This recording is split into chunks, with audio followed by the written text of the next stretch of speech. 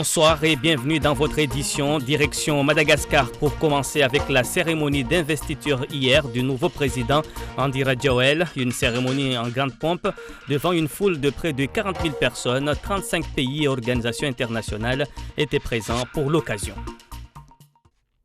Le grand stade de Amasna au cœur de la capitale malgache, plein à craquer et aux couleurs de la grande île. Près de 40 000 personnes sont venues assister à cette cérémonie d'investiture inédite. Pour la première fois depuis l'indépendance du pays, c'est en présence de ses rivaux et prédécesseurs que le nouveau président malgache reçoit les insignes officiels et prête serment.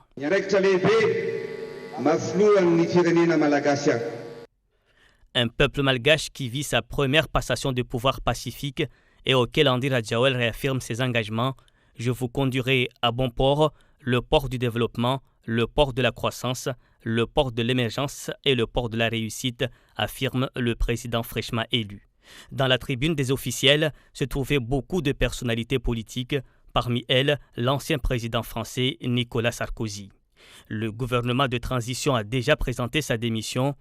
Celui que l'on surnomme aussi TGV parviendra peut-être à faire oublier son passé lié à un putsch militaire pour écrire une nouvelle page de l'histoire politique de Madagascar. À Mayotte, un accueil digne de reine de beauté dans la commune de Bandabois pour Myriam Kassim, Miss Prestige Mayotte et première dauphine Miss Excellence France. Ambiance sur place avec Hakim Ali Saïd et Issouf Ahmed Matoir.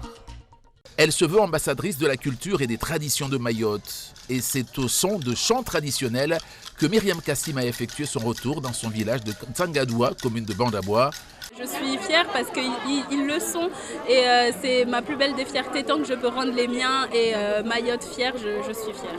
Un retour avec la couronne de première dauphine de Miss France Prestige, un titre qui fait chavirer de bonheur toute une localité, un bonheur noyé dans une fierté sans nom. Elle tient sa belle couleur noire de son père.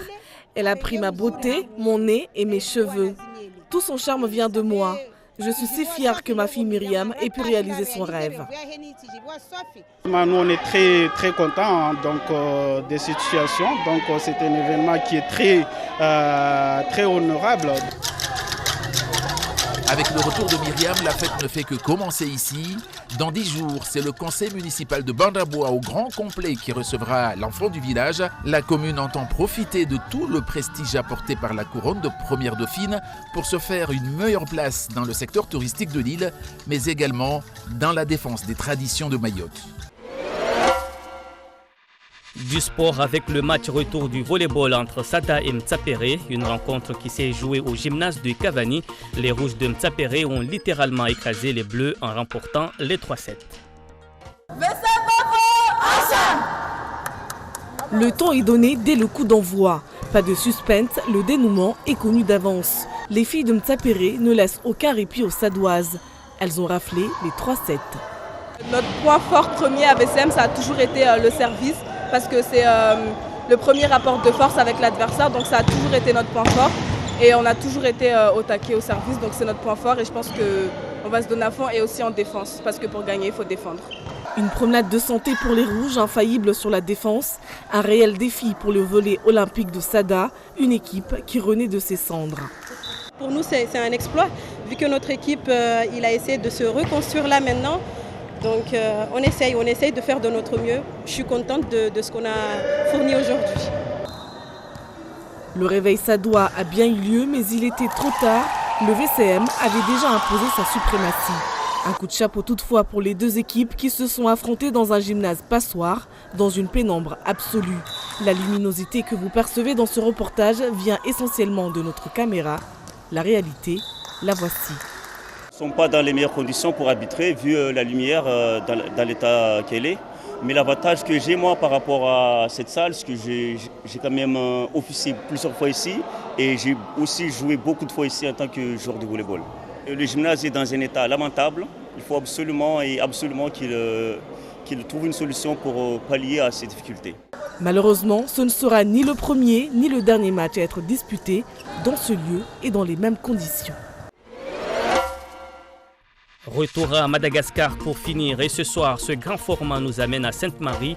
Vous allez le voir, outre les baleines, ce coin de paradis attire de nombreux touristes en quête de paysages à couper le souffle. Avec ses eaux translucides et ses plages de sable fin, l'île de Sainte-Marie au large de Madagascar est un petit caillou perdu de l'océan Indien. Entourée au large par une barrière de corail, la mer du lagon est ici chaude toute l'année. Plaisir garanti.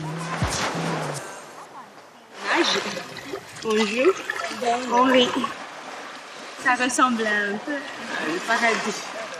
Et si les touristes viennent du monde entier jusqu'ici, c'est aussi pour découvrir une des merveilles de cette île.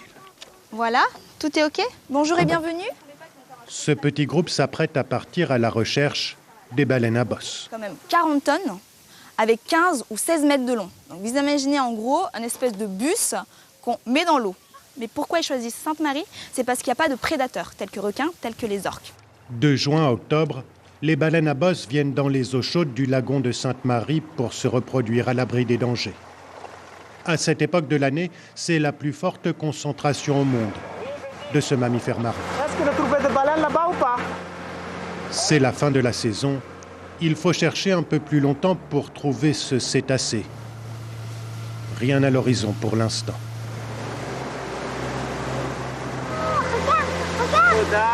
Elle est là, juste là. À quelques mètres du bateau, la baleine fait apparaître sa silhouette. Oh, il y en a deux. Il y en a deux. La mère est avec son petit qui vient à peine de naître. Elles se mettent à tourner autour du bateau comme pour se donner en spectacle.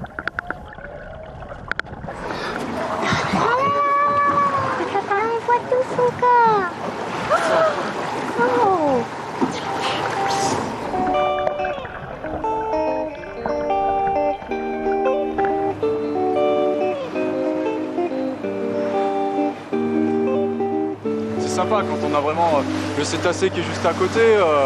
On se sent tout petit, quoi. C'est incroyable. On est tout petit à côté. C'est l'amoureuse des baleines. De voir ça, de voir ce grand animal en pleine nature, assez magique. Vraiment magique. Chassée en Antarctique, notamment par des navires japonais, la baleine à bosse est ici protégée dans le sanctuaire de Sainte-Marie. Sa population augmente d'année en année. Avant d'être ce petit coin de paradis, l'île était un repère de pirates au XVIIe et XVIIIe siècle.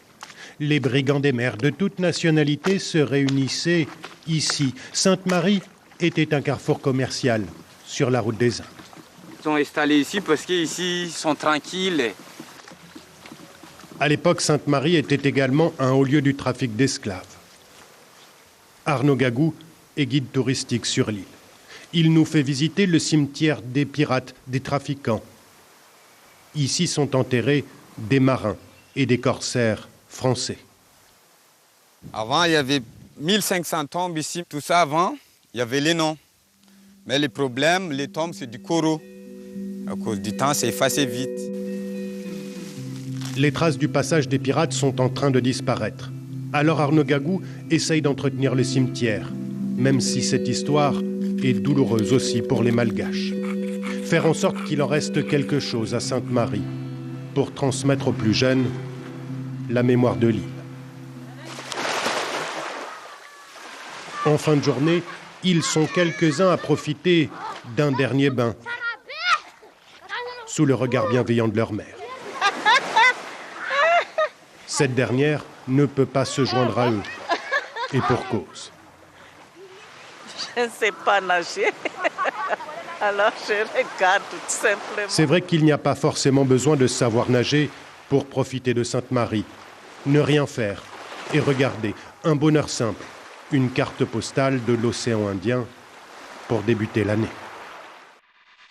Fin de cette édition. Merci de votre fidélité. Passez une très belle soirée. À demain.